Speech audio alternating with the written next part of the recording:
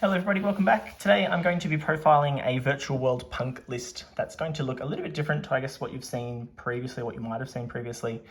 Typically what you might find with a virtual world punk deck is a small punk engine working in tandem with the full virtual world core to help facilitate Auroradon combos through something like Cupid Pitch. I'm opting to play a 60 card list. I'm kind of maximizing on the punk cards, keeping the virtual world core more or less the same because you're able to play a lot more hand traps and disruptive cards in a 60 card list. And by maxing out on the punk engine, there's a lot of starters you can draw. You only really need to draw one. If you don't draw one of the punk cards, you still got the normal virtual cores cards to play. Obviously in 60, you're not necessarily going to see combo as often. But being able to fit in disruptive cards like Crossout, Talents, it kind of mitigates that a little bit. One issue with the punk cards is that they are fairly susceptible to hand traps. Any hand trap kind of gets in the way of the engine. Obviously going through P.U.N.K and Auroradon, there's a lot of things that can kind of hit you, but being able to play lots of those defensive cards like Crossout, Called by Tactics, as well as a large number of hand traps, you can kind of mitigate those problems. So we'll go straight into the deck profile. We'll start with the virtual world side of things. This is all fairly standard. It's 3 Lulu, 3 Roshi, 3 Gigi, 2 Lily, and 1 Nian. The logic here was I had to cut one card just throughout my process, my deck building, and I opted to cut one Lily. It being level 7, not being able to be normal summoned was kind of the logic. It was between Lily and Gigi. I kind of wanted to cut one of the, I guess, weaker ones in the virtual world names, and at worst case, the Gigi can be normal summoned where the Lily can't. So I've opted for 2 Lily. So far, it's not really been an issue, but I guess more testing would help to see if that's the case. The spells and traps are pretty much exactly what you'd expect from any other virtual world deck. So it's Kowloon, Qinglong, 2 Chuche, and 1 Zhangwu. This is all very standard, the 9 spells and traps that you would typically see. Nothing too self-explanatory. At one point I was playing 2 Qinglong rather than 3, but again, in 60 cards, you kind of want virtual world cards that can just be slapped onto the field, and then they can help trigger names in hand if you have them. So Qinglong at 3 makes a lot more sense. Going into the punk engine, which is where things are, I guess, different. Playing 3 Foxy Tune, playing 3 Xiamen, 3 Ogre Dance, and 1 Madam Spider. And I'll throw this out there as well, but 1 Dangerous Gabu. If you don't know what these cards do, essentially these 9 are the ones that we're really interested in, as well as the 3 copies of Emergency Teleport. I've opted to put this here with the punk engine because typically you're going to be using E-Tele to summon a punk, not a virtual world, though of course you can do either. So the way the engine works, if you're not sure, the Xiamen is the main one. It's a rotor, it's a tuner, it's level 3, so it works with E-Tele. What you would typically do is you would normal summon Xiamen and search Foxy Tune. Foxy Tune has an effect that you can pitch it for self as cost and then discard another card to special summon a punk monster that's not level 8 from your deck. If you wanted to cut 2 bricks, essentially they're not really bricks, but if you wanted to cut these, they're definitely cuttable. They're just free disruptions, and in 60, I figured why not. But you can either summon a second Xiamen if you wanted to keep the engine even more simplified, or you would summon out the Madam Spider. Madam Spider can pay 600 to add a punk trap. That's where the Dangerous Gabu comes in, which is essentially just an imperm, just targets an effect monster and negates its effects. And then it does other things if you control the punk monster, which really aren't that relevant. But that gives you 2 monsters, both of which are tuners, though only one of them needs to be to go into P.U.N.K. So this is our main normal summon engine. So between Xiamen and Foxy Tune, they kind of search one or the other or summon one or the other. Ogre Dance has an effect where you can just send it from the hand or field to the graveyard to add a punk monster. So it's really, that's not level 8. So you're searching Xiamen with the Ogre Dance, but it's just 3 more copies of Xiamen. E-Tele is 3 more copies of Xiamen. So we're playing 12 starters here. So any of these 12 cards is the full P.U.N.K combo into Auroradon and to the virtual world cards. And I'm really, really liking it. And I know that in the future, the P.U.N.K engine is something that's going to feature in a lot more of my deck profiles. especially once we get the dire note, or whatever its English name is going to be, in the upcoming course set, because that's going to help facilitate a lot more kind of really crazy things with certain decks. So it kind of does a whole different thing. Doesn't do Halcororodon things, so I mean you still can, but the dire note adds another element to the P.U.N.K engine. I'm really enjoying the P.U.N.K engine, and as well as someone who doesn't have the adventure engine, this is kind of a more budget engine that does some really cool things as well, and kind of works with a lot of decks. At the moment, it works best in Virtual World just because it's a 1-card Virtual World combo. It can do some cool things in something like Eldritch. If you're going to commit the whole engine here, you want it to be in a deck that doesn't really need the normal summon, or it can facilitate the Virtual World cards, which is, I guess, what we're doing here in this deck. So that's the P.U.N.K engine. These two, like I said, are definitely cuttable. I've just opted to play them because I'm playing 60 cards, and I thought, what harm can 2 more bricks do? And it sounds ridiculous, but it's just a free card that's also settable. So helps to trigger Zolkin as well if you need it to. The 2 actual kind of bricks is the Cult Wing and the O1. Cult Wing is not necessary in this deck, and you can definitely play when you draw the Cult Wing. The only thing the Cult Wing does is it just gives you a Borreload Savage Dragon throughout the combo. The Borreload doesn't really, I mean, it does stop you from nib, save you from nib at a certain point, but if they nib you right before they see the Borreload Savage coming, it's still going to hurt a lot. So I don't know, it's potentially just cuttable, and you could just play something like Beatrice instead. Obviously, again, that makes you more susceptible to Nibiru, but we also play things, again, like I've mentioned, like Cross Out and Tactics. If you do get nibbed, and I'll show the combo a little bit later, if you do get nibbed right before you make Savage, if you can still do Virtual World things, then you can still do Virtual World things. And this engine only really takes 1 card out of your hand, plus a discard, so it's kind of economic, and if you do get nibbed, then hopefully the other 3 cards in your hand are usable. The rest of the deck is essentially your defensive cards, which is, you're playing quite a few. In terms of the spells, we are on the 3 Crossout, we are on 3 Tactics, we are on 1 Called By.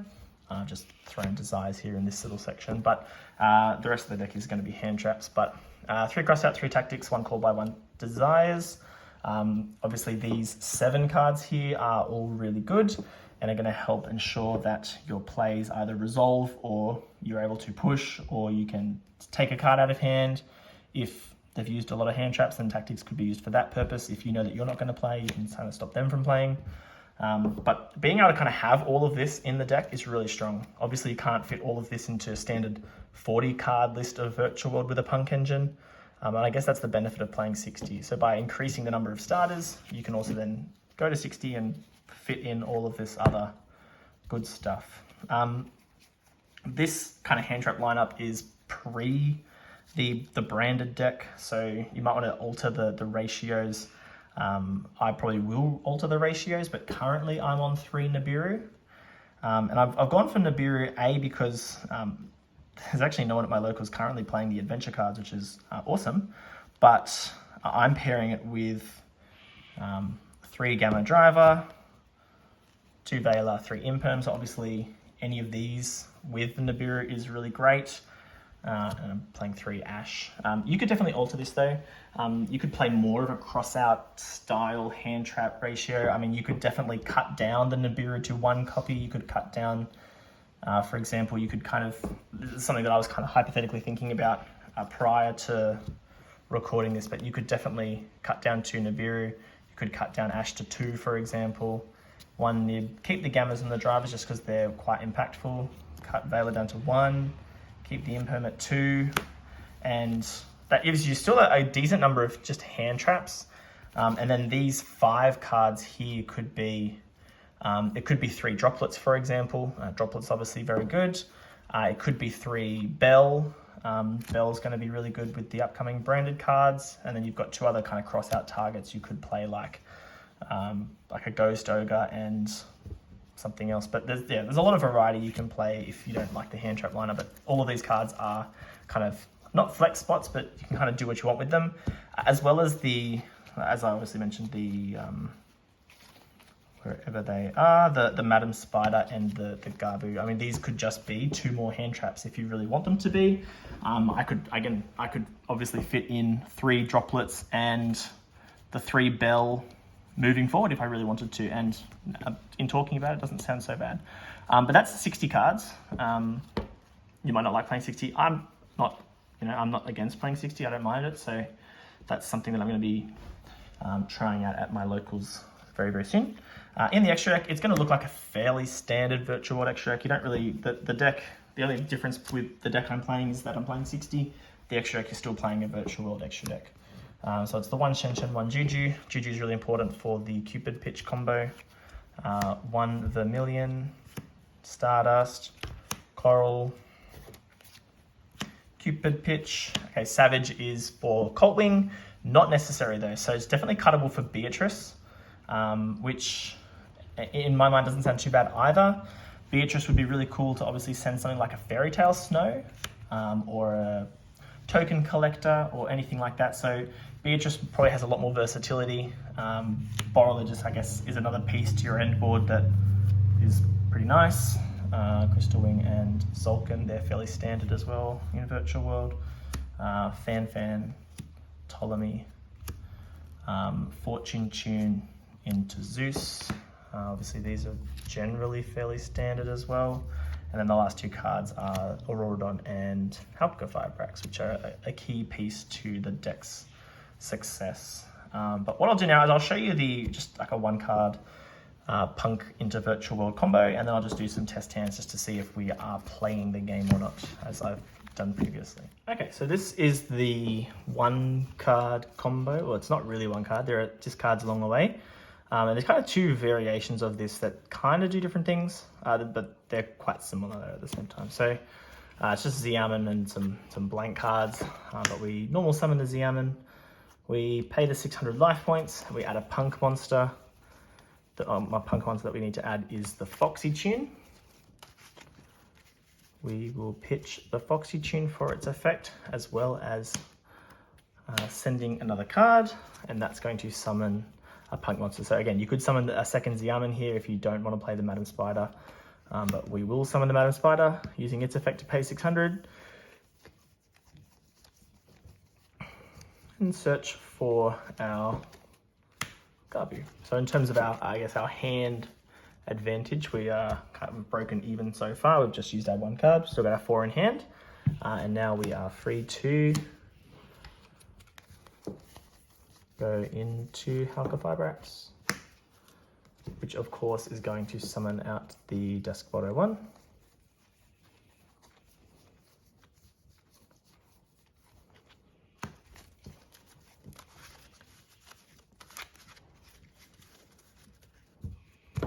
And obviously this goes into the Auroradon.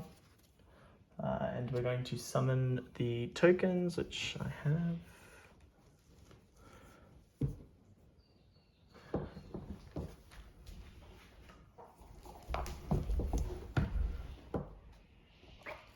Okay, summons out our tokens.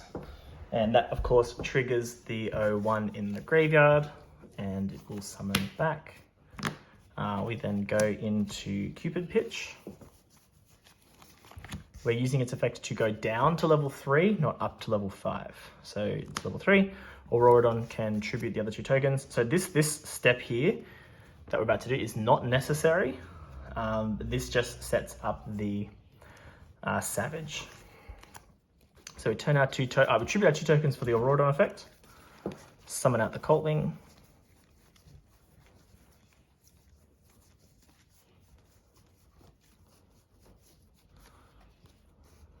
And the Colt Wing effect, because we have another Mecha Phantom Beast on the field, we'll summon out 2 tokens. And the 001 will trigger again.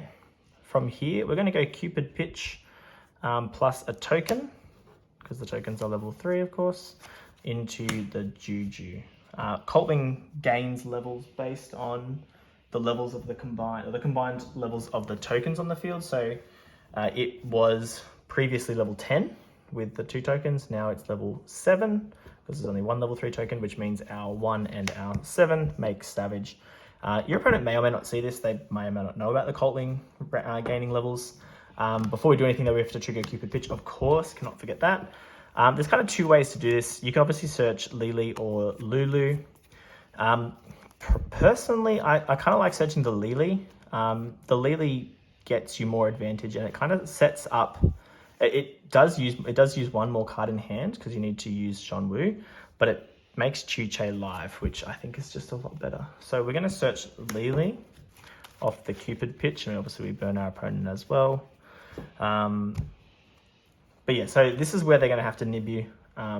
If they don't nib you here and you choose not to play the Coltwing whatsoever, they obviously have to nib you on Zolkin. But we go, before you use the Zolkin effect, we're going to go 0-1 and Coltwing into Savage. Well, actually, this is where they could nib you here. Because obviously the writing's on the wall, what's happening. Now we have P.U.N.K, and now we're free to play the Virtual World game because we've got our Virtual World card in hand. I've still got, on the field, we've got 5 in hand, we've got our Kieran. So we're going to go for Lily, obviously targeting Juju, so we're going to send a spell and a trap. We're going to be sending Chu-Che and, of course, Qinglong.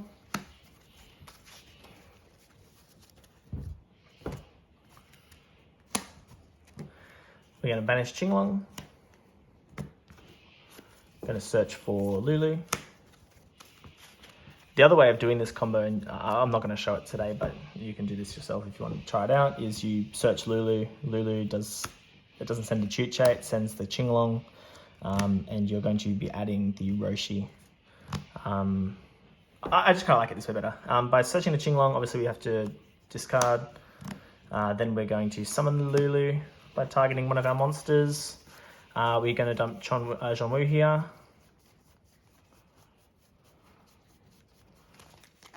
And we are going to add Kowloon.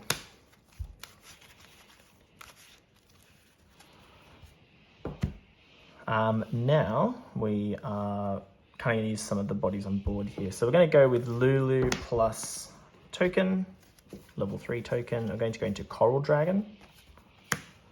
Coral Dragon's great because it's going to get us a free draw. We can go Coral Dragon with either of our monsters here. 2 6s, one's a tuner, one's not a tuner, into Zolkin. And we can just set the Gabu because we're going to be setting it anyway. That's going to trigger, on the summon of Zolkin, because Coral Dragon was sent, we get to draw a card. Perfect, great, just a card we don't need to use. So I've just drawn the Gamma there, it's just a dead card. We're going to set the Gabu, trigger the Zolkin to summon out Crystal Wing, of course. And from here, what we can do is we can use the Jean-Wu, banish it, to bring back the Lulu. Of course, discarding a card, we can discard the Gamma, it's just a random card, of course, and turn the Juju and the Lulu. I should probably we do Shen Shen first, because it does actually just give us another banish here, because now we can activate the Kowloon, and the Kowloon's going to put the second Chu-Che on the field for us to use.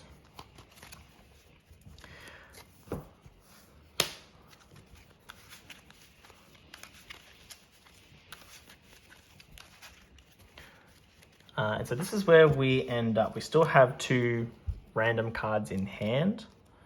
We have the Kowloon's going to get banished per Shen Shen. So we've got 3 cards banished, which is obviously really good for Chu-Che. It's now a live card to use.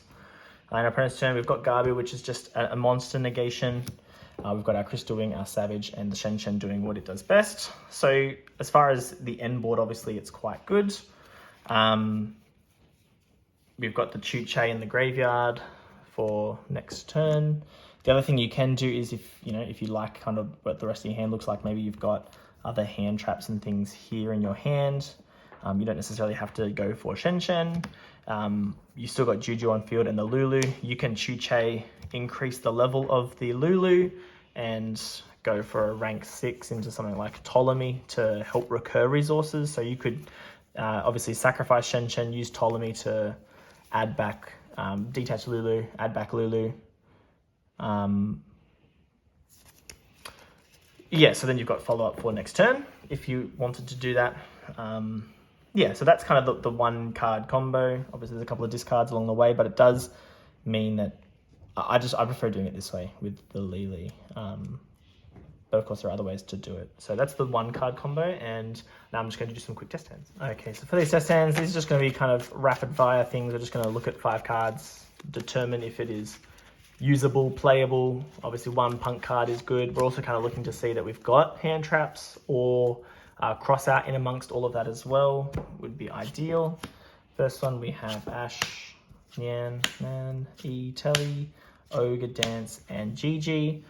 So this is obviously quite nice. We've got the hand trap. Obviously not a high impact hand trap, but we're definitely playing the game with what we've got here. We could probably just lead with the Ogre Dance and just see what happens.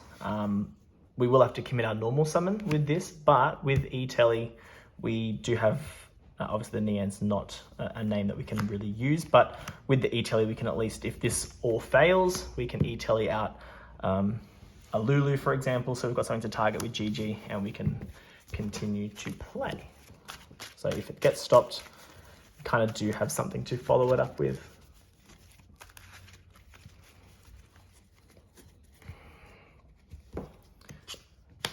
Cross out, Foxy Tune, Gamma, Lily, and Roshi. So this is really nice. We can, the Foxy Tune's obviously not going to really get stopped. There's nothing really that stops it with Designator in hand. If we were playing more hand traps, as in like if we were playing more cross-out targets, it could be more beneficial to ensure that we resolve our combo, but this is fantastic. We've also got Roshi in hand to help push if things get stopped along the way, if maybe there's a second hand trap. So the cross-out deals with one, we can kind of push a bit further with Roshi for the second one. For our third test hand,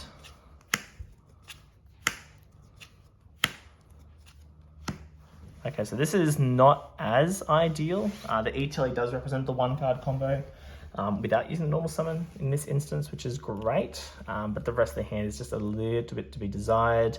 If the E-Telly combo gets stopped really at any point, we're in a little bit of trouble. The Zhonwu or the Driver make for good discards off the Foxy Tune if we get that far, but I don't know, we're kind of just hoping that we don't die and that the Nib can kind of keep us alive. So not the strongest of hands, that one. Does have the combo, but if it gets stopped, then yeah, we're in trouble. Okay, we've got Ash, Vela, Xiamen, Qinglong, and E-Telly. Okay, so this is great. 2 hand traps. Xiamen represents the combo. E-Telly can help us push, I guess, if we need to. And opening Qinglong feels really good alongside the P.U.N.K engine because it's just a free discard. Really free and helps net more advantage. If we do get obviously stopped along the way. Okay, next one.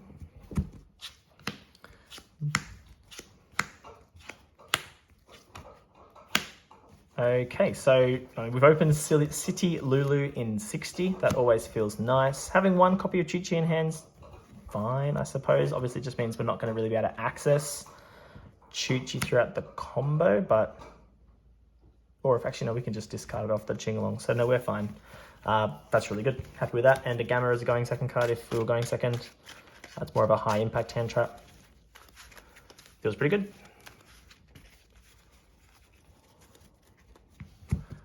Okay, we've got Designator, Ogre Dance, Nyan, and Ogre Dance. Okay, so our P.U.N.K engine is more or less resolving with one Designator. Obviously, the second Designator is not really doing anything.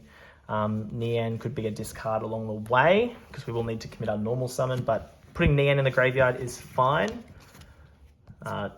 Obviously, it's more beneficial to us in the graveyard in that type of hand. I'll do a couple more.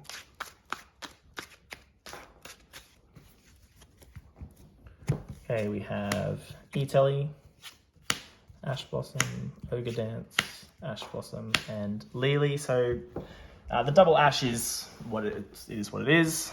We've got 2 ways to kind of start playing the game. Again, we could probably just hold the E-Telly because E-Telly Lily represents a way to play if the punk stuff gets stopped.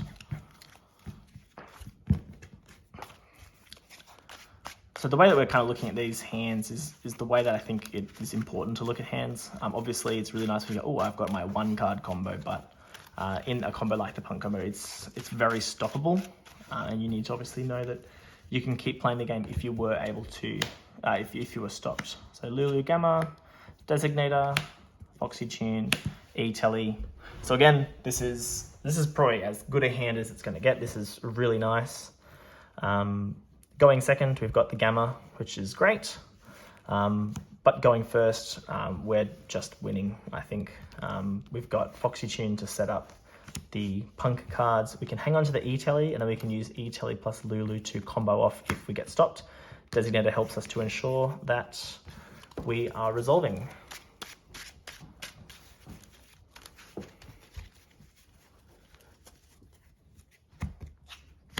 Okay, we've got Qinglong, Gamma, Designator, Gabu, and Xiamen. So this hand is a little bit...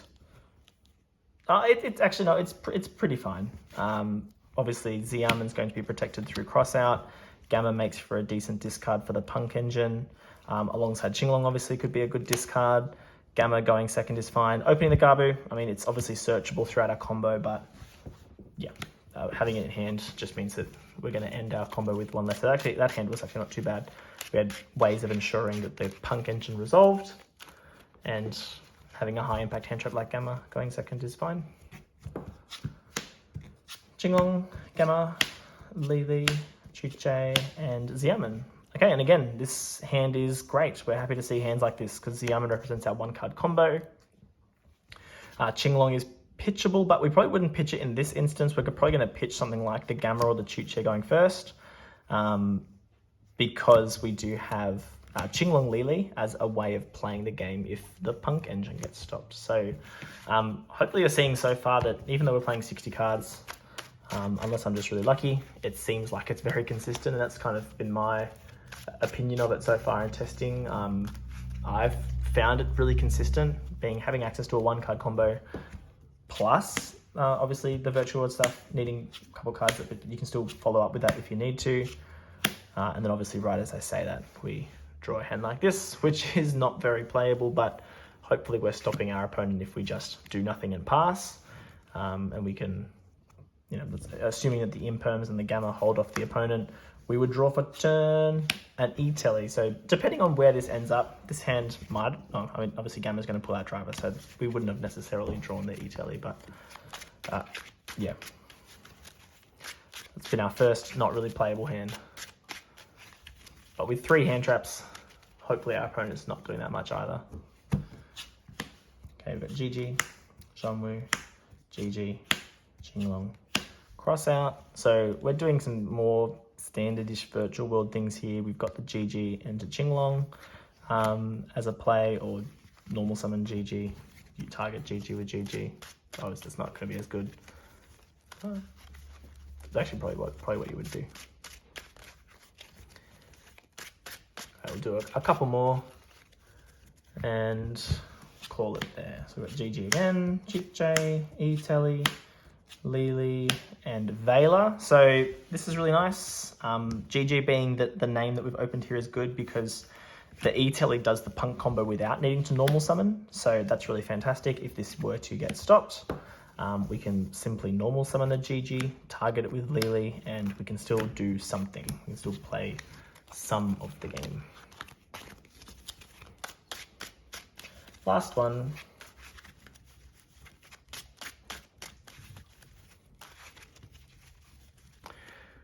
Hopefully it's a good one. We have Designator, Lulu, Imperm, Gamma, something playable, Gabu. Alright, well we can't end on this because this is not good. Not a good hand there, unfortunately. Oops. Get rid of that.